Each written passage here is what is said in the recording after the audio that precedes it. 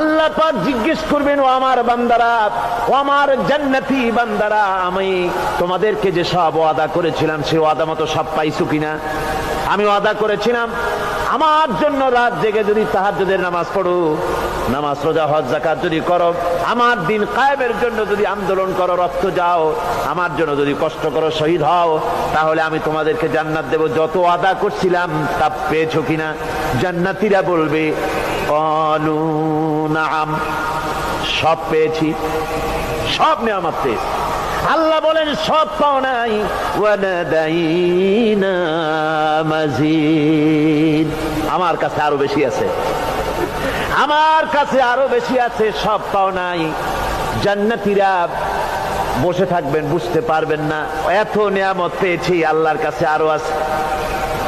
আল্লাহর নবী তখন মুখ খুলবেন, নবীজি বলবেন রব্বুল আলামিন, জান্নাতীরা বলতে সাহস পেতেছে না, সব পেয়েছি ঠিকই, কিন্তু যার জন্য গভীর রাতের আরামের ঘুমকে হারাম করে তাহাজ্জুদের নামাজ পড়েছে, যার জন্য স্ত্রী পুত্র পরিজনের মায়া পরিত্যাগ করে জিহাদের ময়দানে শহীদ হয়েছে, যার জন্য জেল খাটলো, জরিমানা দিল, যার জন্য নির্যাতিত হলো, সে আল্লাহ রব্বুল আলামিনকে তারা এখনো দেখে নাই।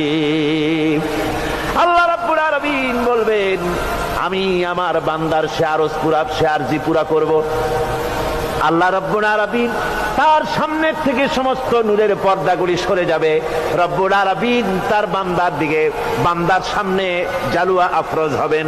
আল্লাহ পাক কোরআনে কারীমের ভিতরে বলছেন, উজুহু ইয়াউমাইযিন নাযিরা ইলা রাব্বিহা নাযিরা। বান্দা, আল্লাহ পাক বান্দার দিকে তাকিয়ে থাকবেন, আর সমস্ত বান্দারা আল্লাহ রাব্বুল আলামিনের দিকে তাকিয়ে থাকবে। এই অবস্থায় কত কাল চলে যাবে কেউ টের পাবে না। রব্বুল আলামিন জান্নাতের ভিতরে তোমার জান্নাতীরা যেদিন তোমাকে দেখবে, ওই দিন আমাদেরকেও জান্নাতে একটু জায়গা করে দিও আল্লাহ। আমরা যেন ওই জান্নাতের ভেতরে বসার জায়গা যদি না পাই, আমরা গুনাহগার মানুষ, জান্নাতের কোনো একটু জায়গায় ঠাঁই করে দিও যেন তোমারে দেখতে পাই।